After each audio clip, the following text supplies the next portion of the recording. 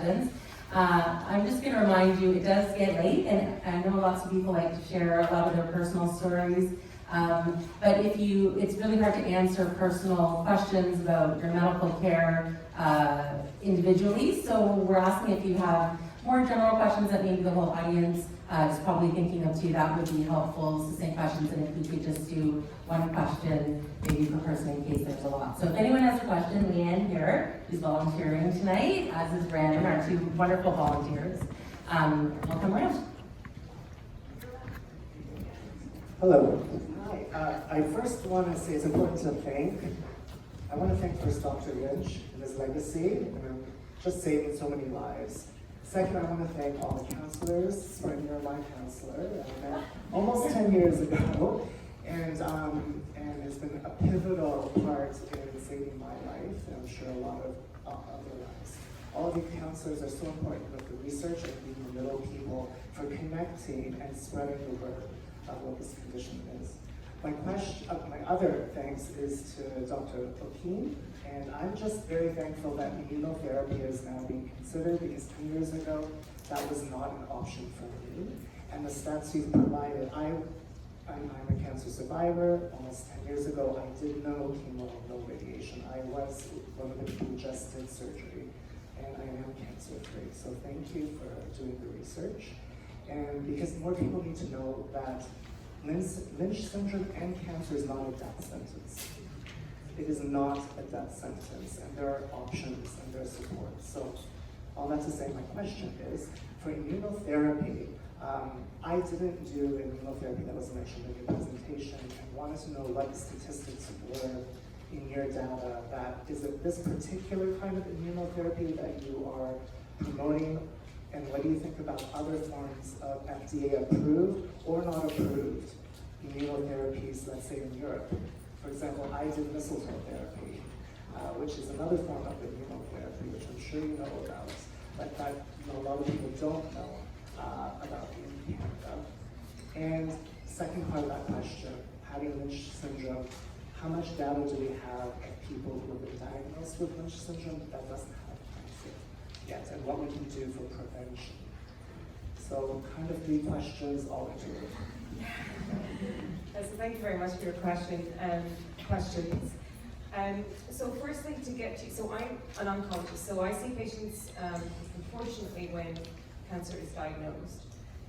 So in early stage cancer, like yourself, where you just needed surgery alone. It wasn't late stage. It was actually late stage cancer. It was late stage? Yeah, Oh, you'd stage 3, but you didn't get any, you didn't have any chemo. Okay.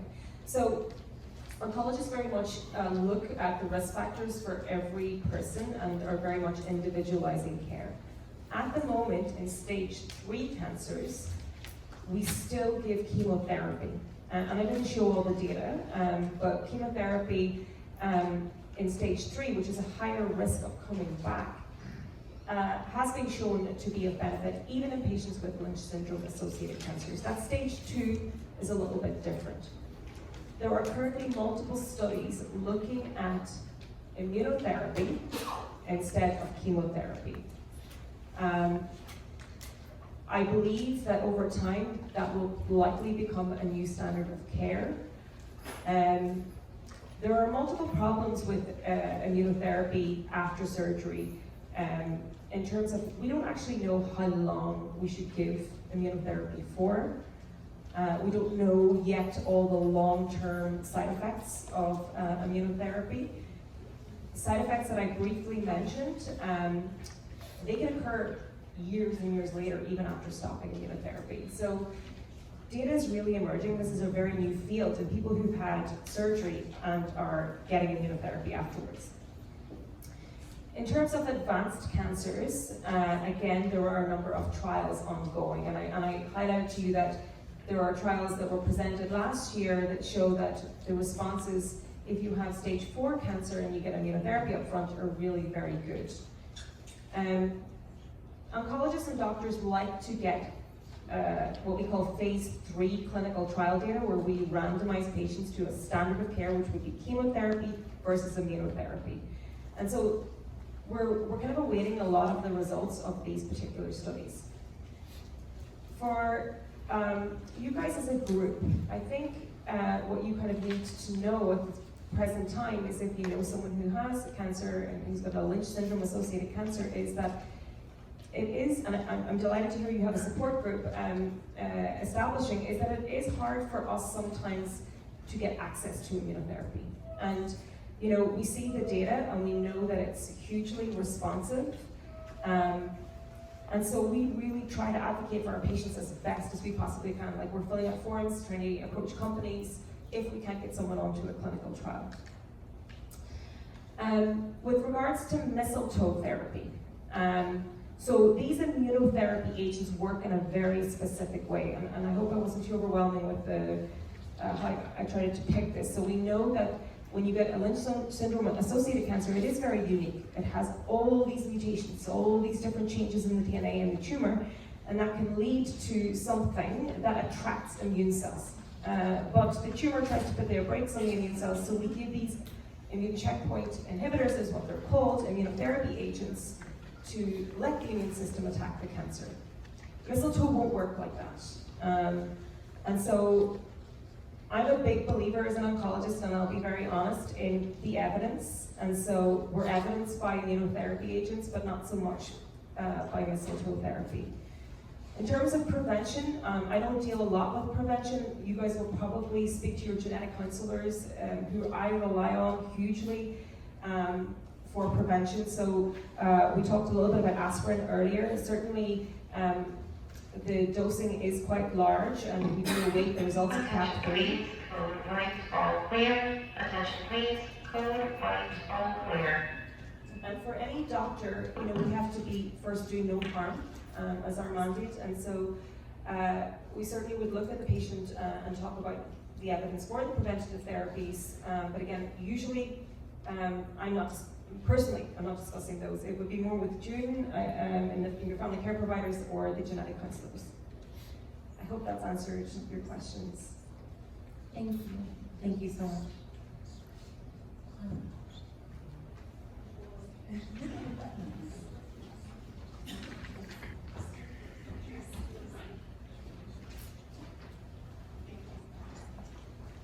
Hi, I had to write this question down in advance because it's been technical.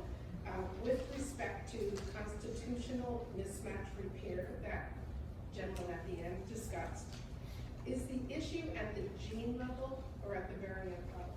I'm asking because both my husband and I both had Lynch. Our children, he didn't pass it on, I did. But it makes me think, when we were looking for prospective candidates, for children, etc., is it at the gene level or variant? Because if your variant is very rare, it reduces the risk, I guess, to a degree. Does that make sense?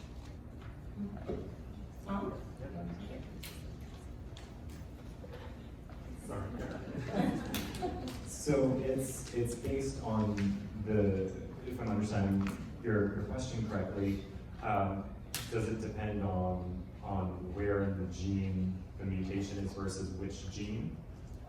So if two people have a mutation in the same gene, so say both parents have a mutation in the PMS2 gene, then pregnancies that they have might be at risk. So they'll have a 1 in 4 chance of getting both mutations, one from each parent. If one parent has a mutation in the PMS2 gene and another parent has a mutation in the MSH6 gene, that we don't think that would cause MRD. Does that answer your question? It's almost there. Sorry. Let's talk Tinder. If an MHS2 meets another MHS2, Yes. Yeah. and each of those MHS2s are Lynch, Yes. Lynchies, and one has an exon 8 deletion, and the other one has the C1807, G is greater than A, Okay. they have a baby, and they have a baby. Is it at the variant level that the exon 8 has to meet the exon 8? No, it doesn't matter where in the gene. Sorry that I didn't get that. Okay, thank you. That was a good explanation.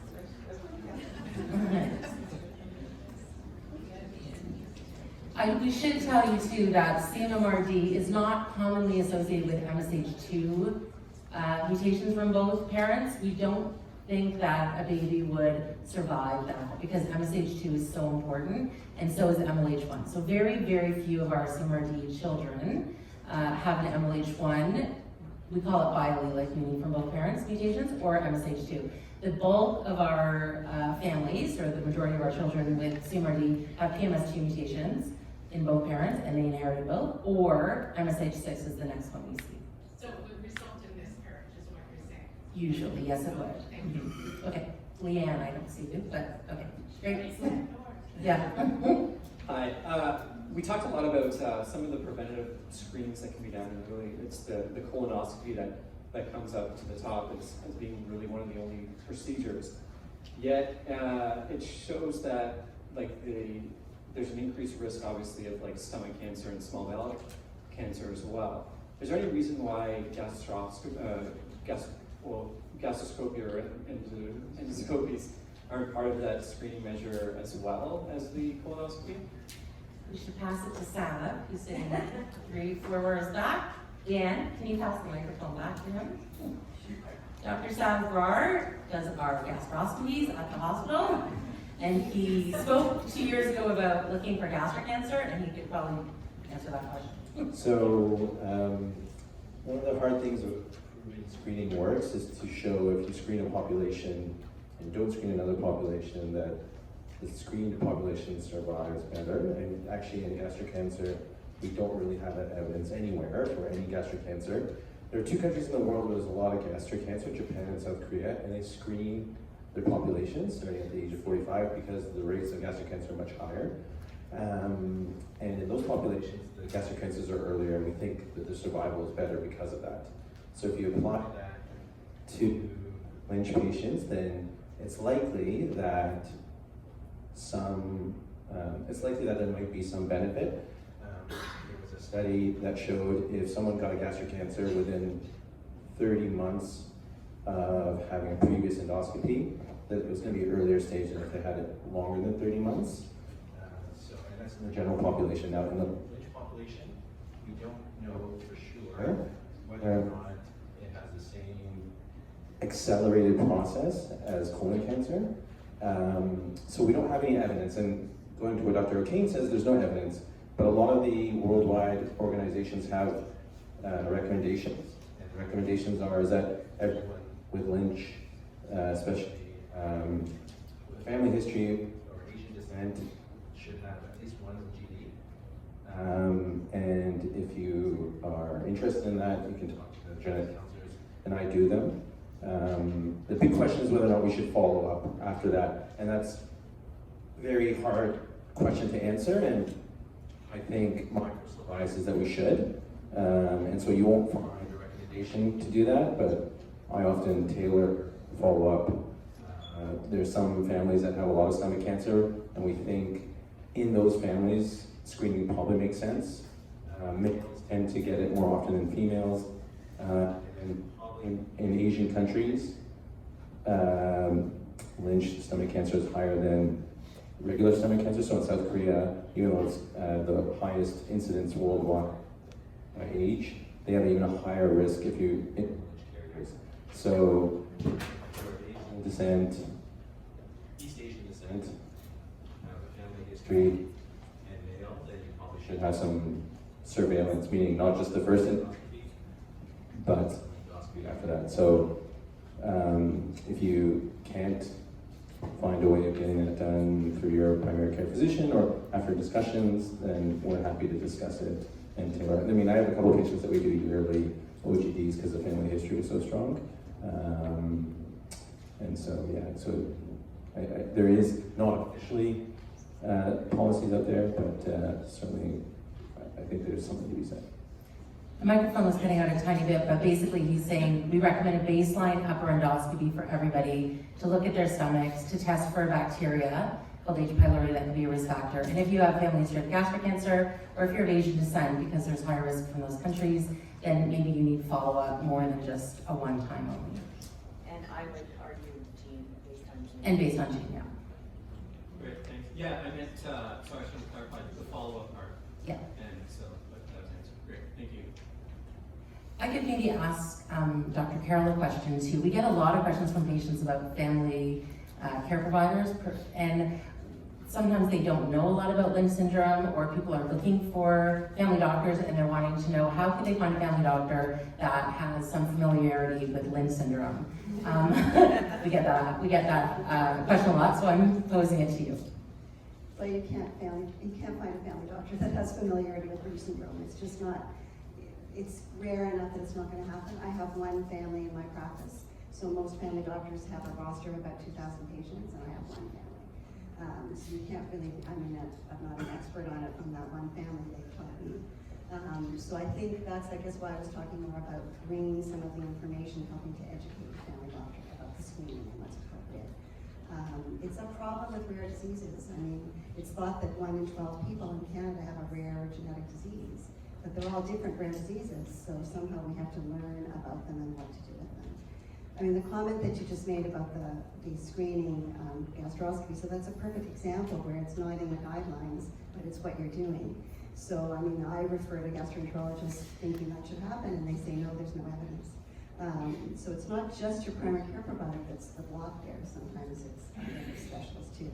So I think it really helps if organizations like this and genetic counselors, I guess I can't speak strongly enough about the letters that the genetic counselors send to primary care providers. Because when you send a letter that says, here's the screening we recommend for this patient, we know from the research my team has done that family doctors really love those letters and use them and put them in the chart. So it's really helpful, that kind of screening, and I know you get a copy of those letters too, so they're very helpful to have to help educate your primary care provider. Okay, there's a question down here.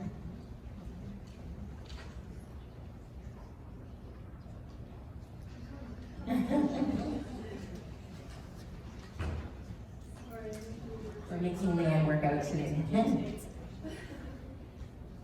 so I'm sorry to repeat Oh, yeah, we might be having issues with the microphone. Yeah, they said that they were having issues before, so maybe just talk very loudly. Yeah. Okay.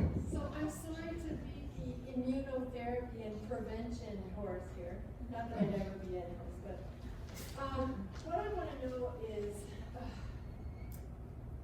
there's obviously changes that go on before the DNA starts to cause a mutation and so forth. So how close are we, you might not know, but maybe you can give some feedback, right? How close are we to being able to recognize that there's changes going on? Like, let's say the immune system is starting to build up those immune attack cells, like the T cells or whatever. So that now we know, okay, there's changes going on, the body's trying to fight it, right? And maybe we can see an elevation. Like, it just seems to me like that would be like a blood test or something, right?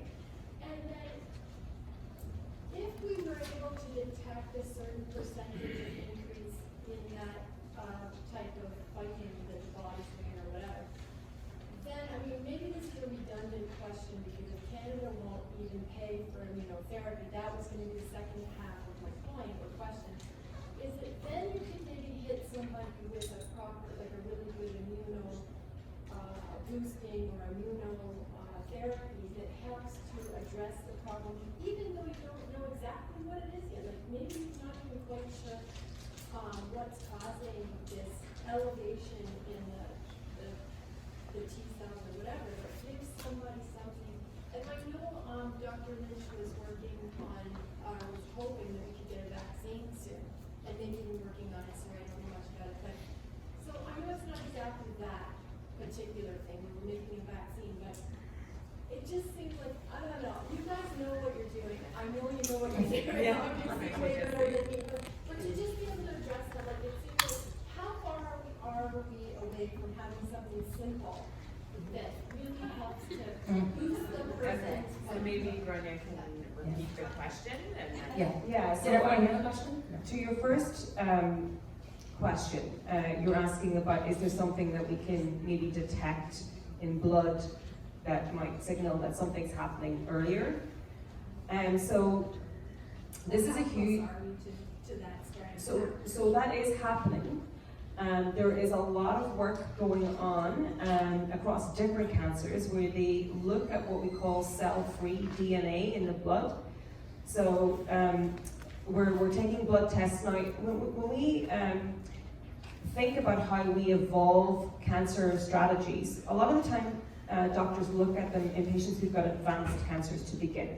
So they'll first of all see whether you can detect tumor DNA in the blood. We can do that now. So we know that we can correlate outcomes with the amount of tumor DNA that is being shed into your blood system. It's quite a simple thought. If your body is producing more tumor DNA in the blood, then there's probably more cancer there. That has moved to looking at, okay, if you have had surgery for a colon cancer, can the amount of tumor DNA in your blood afterwards then determine what treatment you need? Now, this is not in the setting necessarily of Lynch syndrome, but this is in the setting of cancers.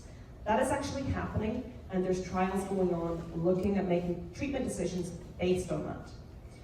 Going back to kind of prevention, there are huge efforts around the world collecting blood on patients, looking at whether or not some signatures or patterns that you can see in the blood might predict when you might have cancer. This is happening, but these studies can take a long time, really, and they're being done across all cancers, maybe in people who, we have to always look at patients who don't have any risk factors known either.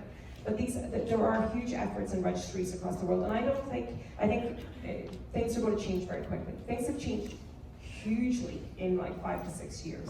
But I know for patients at this point in time, that's not always useful. To your second question, so you mentioned about immunotherapy not being available in Toronto and Canada right now. I think that was part of your first question. As I said before, oncologists are finding this frustrating. I think as a group of people, you're very powerful as patients with Lynch syndrome to advocate for yourselves, and perhaps through patient support groups or patient groups that you can talk to governmental representatives or somebody about why, that we cannot get immunotherapy as per standard of care for certain types of tumors.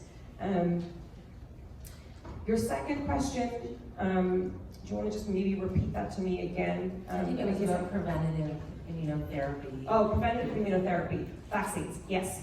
So again, there is a lot of work being done in vaccine therapy. Again, a lot of patients, or a lot of our treatments are looked at in patients with advanced cancer to see how the vaccine might work. There are many studies looking at that right now. You're right, Henry Lynch was doing a lot of vaccine work. There was a lot of people doing vaccine work because we know that these mutations that come about in Lynch syndrome, they have very specific codes that can attract T cells, and you can use that for vaccine therapy, absolutely. These studies are ongoing, we're just not there yet. Do I think it's coming soon? I'd say, 5 to 10 years probably for preventative vaccine therapy. Kara, I thought maybe I could ask you a question as we sort of look for anyone else who has questions in the audience. Leanne, maybe you could find someone else. So Kara, sometimes... Pardon? Oh, yes, and then you mentioned Charlotte, and then also can I ask you this question about the fact that sometimes, just speaking about advocacy, as we just were, some patients ask us, why isn't there sort of a way to routinely book colonoscopies, send reminders about colonoscopies, follow up about colonoscopies? Why can't we do that? Why doesn't the family doctor automatically, or the gastroenterologist, sort of similar to the breast cancer screening program? And maybe also speak to advocacy about that. Right, yes. This is a question we get quite a bit. To compare, as Melissa just mentioned, in the world of breast cancer, there is the Ontario Breast Screening Program, which screens women who are at high risk for breast cancer based on family history or on their genetic status. And it is our hope that in GI cancer, we might eventually have a similar provincially funded program, screening program. But until that happens, it is difficult for us to arrange screening for every individual patient with Lynch syndrome in the registry. So although we're happy to make referrals when appropriate and provide information about appropriate screening, it's hard for us to follow up on a case-by-case basis and make sure that everyone's getting their correct screening at the correct time.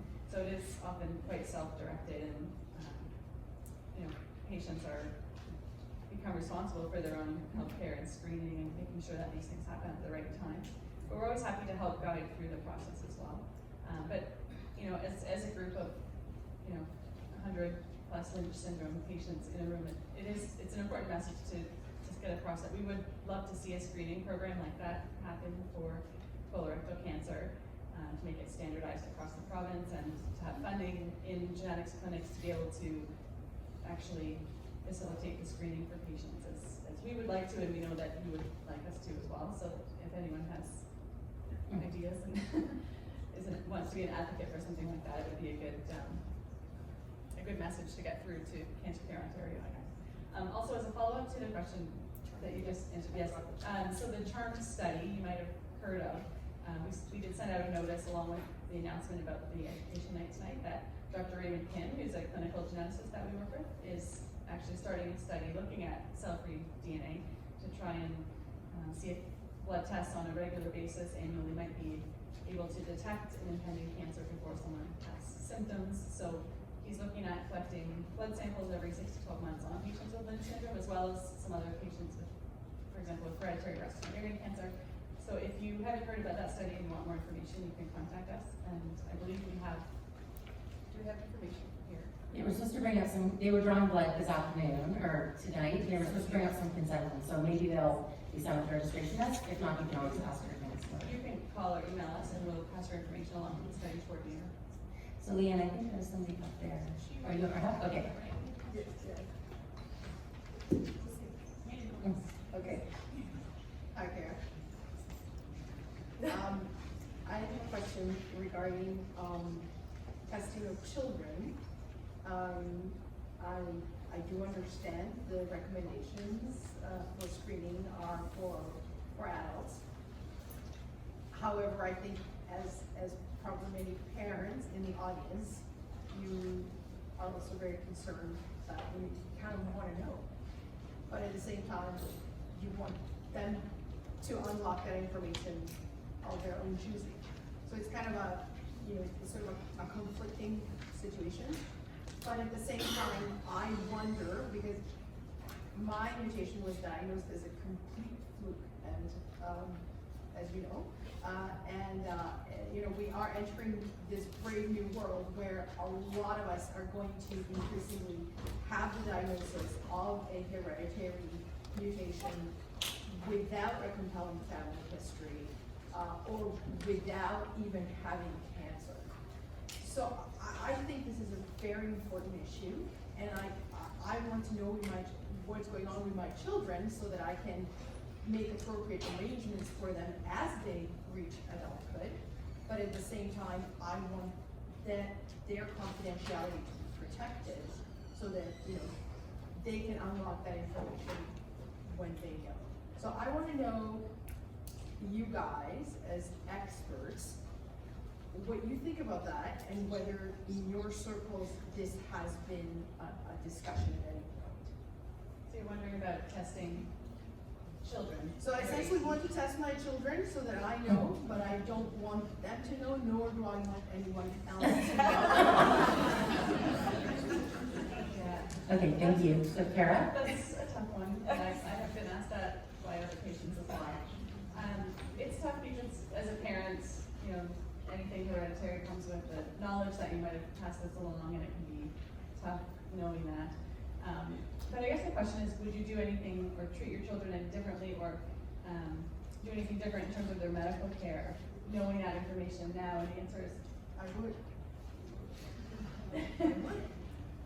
We're also bound by ethical guidelines, and we're given very strict guidelines on who's allowed to have genetic testing. The only time you're allowed to test a minor is if you can change their health because of it. In other words, you have to begin screening as a minor, or you have to introduce some sort of treatment as a minor. If you don't have to do that, then the child has the right to make their own mind up when they turn 18. It's not the parent's decision, and that's why we're not allowed to test minors, because we can't step on their own rights as much as sometimes maybe we want to, because there is no intervention for a minor. The only exception to that is if there is someone with colon cancer in the family younger than age let's say 28, that we have to start scoping them younger than age 18, then we need to do testing younger because we need to do an intervention. Other than that, we're bound by the legal and ethical laws that we're given, so we're actually not allowed to do it unless there's a reason for intervention. I knew that was going to be the answer too. Yeah, but we do hear it a lot that people want to do it. Yeah, in ethics, there's that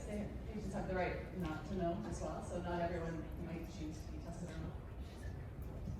Sorry? I'm really sorry. I have to go.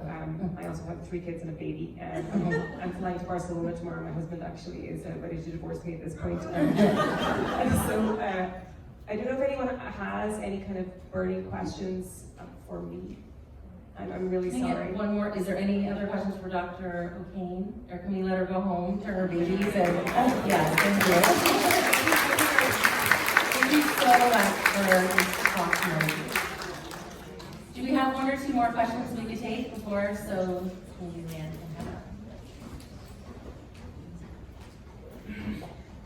have 2 very quick questions. I was identified as an MSH6 with neither of my parents or any of my family members having it. Wondering if anything's changed. Has any more people like myself come up?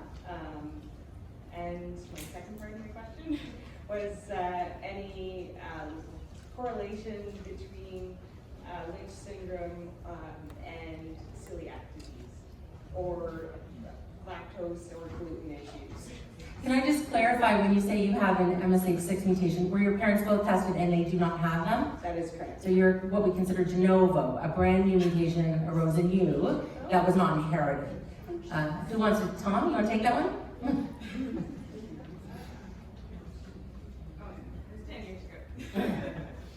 There are more like you, to be honest. Yes, there are. Yeah. It is rare. That is the answer to the question. It is very rare, but we do sometimes see someone being the first person in their family to have a gene change not seen in their parents. I don't have specific numbers. I don't know if anyone else has. It's exceedingly rare in Lynch syndrome. It's not rare in some other syndromes, but exceedingly rare in Lynch syndrome. And one of the things maybe I shouldn't say. Well, I'll say. But sometimes when we see that, do you know what I'm going to say? Spring's going to say it. You want to say it, Spring? Sometimes when we see that. Potential non-paternity. Yeah.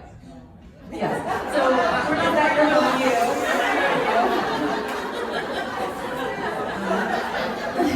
But there have been occasions where we've tested someone and there's no history. And when we talk about testing in parents, we have to talk about a risk that we may find your father is not your biological father. So I'm not saying after you, this is a real thing, mutations happen. Leanne, I think this gentleman over there near Dr. Barr had a question, and then I think there's one there and maybe one here, and that will be it. Can I just add one thing that I wanted to point out is that because so many more people are getting genetic testing, we're finding a lot of individuals with MSH6 and PMS2. You would have seen that the cancer risks are much lower that we presented. So we're finding a lot of people who have Lynch syndrome that have no family history of colorectal cancer, any of those other types of cancers, just because testing has become more widespread. And it could be that MSH6 and PMS2 are a lot more common than those major MLH1 MSH2 genes. So I think we'll be finding more individuals, maybe not de novo like yourself, but like that have Lynch syndrome and just don't have any family history that's consistent with what we would typically see. What's the current guideline on prophylactic hysterectomies or ovarian surgeries? Kara, do you want to take that one? Sure. So currently, or up until now, we have been giving the same recommendations for all women with Lynch syndrome. We tend to refer our female patients with Lynch syndrome to a gynecologic oncologist at Princess Margaret. And sort of on a research basis, she will screen our patients annually by transvaginal ultrasound and endometrial biopsy, as well as CA-125. And she also does a detailed gynecologic history with them and takes into account their gene mutation, their family history, their current stage of life, and counsels them about prophylactic hysterectomy and nephrectomy. usually later in the 40s or closer to menopause, but again, every case is a little bit different. But some of the evidence that Spring presented, again, some of these recommendations might be changing slightly for PMS2, for example, with the gynecologic Sorry, risk being I forgot to mention it's for NLH1. Okay. So the annual transvaginal ultrasound biopsies in CA125 with the understanding that most cases are still diagnosed based on symptoms, cases of endometrial cancer, and that the screening is not preventive and can miss things, and there can be false positives as well. So all that would be part of the discussion with Dr. Ferguson as well. And they definitely do discuss prophylactic surgery after childbearing, maybe closer to menopause. One change in the guidelines is that they're no longer recommending ovarian removal for PMS2 as a routine thing. That's changed recently. So, Leanne, I think there's a question up there, but as you go there, Roz, maybe I can ask you, do you have any advice on how to approach distant relatives about your family and what mutation it might be in the family? Would you do it by letter, email, phone calls? What advice might you give? Well, that depends. A lot of my family are overseas, so it made it a little bit more difficult. A lot are in the West Indies and the United States. So it was through genealogy and then tracking them down. Making the call is pretty difficult. It would initially be, I would call them, I would say who I was, I would give them a little bit of history, like personal history, and try and create a relationship first. I wouldn't drop the bombshell right away and just say, hey, we've got Lynch in your family. I would try and create a relationship and just say, I'm just doing genealogy, I'm doing the family tree, I'm trying to put together the family. And then after a few months of communicating, then I would easily bring it in. But by that point, I would have a letter from my geneticist, just explaining the whole thing, a backup letter from me with a little bit more personal information about who in the family has had it, who's agreed to disclose that, first of all. And I would tell them who in their family line has had it so that they know that they are definitely at risk. I wouldn't just go into a family and say, you're at risk, not knowing if their parent had had it, It would have to have I would have to definitely see something going on down that line before I would tell them. If there was no risk at all, if somebody in their line had a test and it was negative, then I wouldn't pursue it with that family, because once it's determined that somebody doesn't have the mutation, then it's not going to pass on to their children. So I'd pick and choose the lines and just carefully plod along. One thing I'll say is we can't just share your information without your permission. So one thing that's helpful is if you want to let your counselor know or have written permission that you could share with your relatives. It's also important that you share the copy of your mutation report, not just the letter, because we need the actual mutation to be tested. Okay, sorry, Leanne, at the top. Are there educational materials for the clinics about Lynch syndrome? Because I picked up every Cancer Care Ontario pamphlet there was in my clinic, and there was not one on Lynch.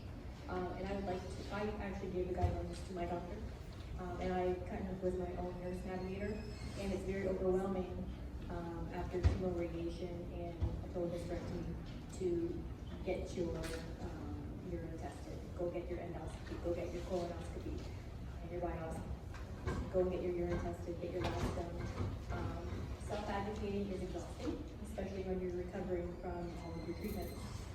But again, the worry of having young children, the one thing that I did is I made sure that my genetics letter was in my children's file, so that when they do come of age, the family doctor that we share knows to take any of their symptoms seriously, because I had a jagged uterus and early bleeding and night sweats, and I was told it was hormonal. So I advocated for myself, diagnosed myself, and told them to test me for Lynch. And I was correct, unfortunately. But I'm cancer-free 9 months. That's great.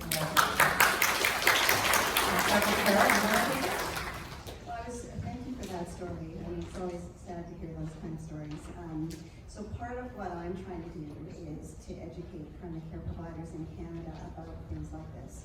So we have a website called GECO, which is Genetics Education Canada Knowledge Organization. So it's you can look at it. It's a public site, geneticseducation.ca, And so we're trying to develop educational materials for primary care providers on this kind of thing. So we have a section on Lynch Syndrome, so you can look it up. It's available for family doctors. It's got some of the risk factors, family history, things to look for, and what some of the screening is, which I can see we're probably going to have to update with Karen Spring's help. But that's really what we've been trying to do to get that message out there. And so I actually go around the country giving seminars to primary care providers about this topic to try to raise awareness, because it's we're trying to raise awareness about family history, but I'm realizing that, of course, a lot of people aren't presenting their family history. So now that there's some reflex testing of tumors, I think family doctors are going to get more and more involved in that. But I guess it's part of what I was saying in my talk, that you do have to advocate for yourself, because they often won't know. Common things are common in our offices. We aren't looking at the rare things, which is a mistake, but that's still what's happening. So this is going to be our last question. I'm just aware of the time, and a lot of people have a long drive home. But you can certainly write your counselors after if you do have questions, so please go ahead. I'm from outside the GTA, so I'm not in your genetic counseling group. I've been in other cancer center. But when you're discharged from your oncologist, you're discharged from your back to your primary care physician, and they're doing, the blood work, they're really organizing your assessments. Who do you touch base with to find out, like, do you call your genetics counselor and say, okay, it's been 5 years, what's new, what's different? Do my guidelines change?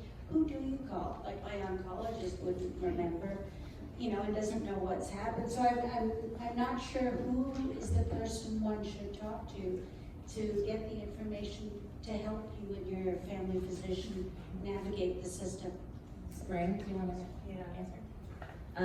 So I think you might already be in the right place. So that's one of the things that the registry does here, with the reason that we put on these education nights and send out updates and newsletters to everybody here. You're right, usually you go and see a genetics clinic, you see them for pre-test, you see them for post-test, and they dismiss you into your family doctor. You can always be referred back to your original genetics clinic, because you're right, things change drastically over time. Even though you've been seen at other clinics, usually all of us counselors here at Mount Sinai are very open to, and you've been assigned to somebody, one of us, as part of the research.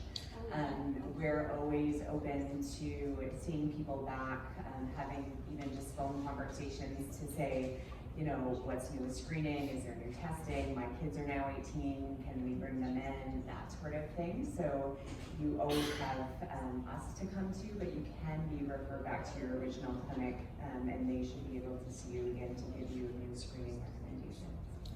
That's great, thank you. Well, I'd really like to thank our speakers so much for your time and effort. I'd like to thank our volunteers for everything you do every week that you come. We have volunteers that will really come every week, and for all your help tonight, thank you. And of course, to all of you who've stayed and have come out year after year, we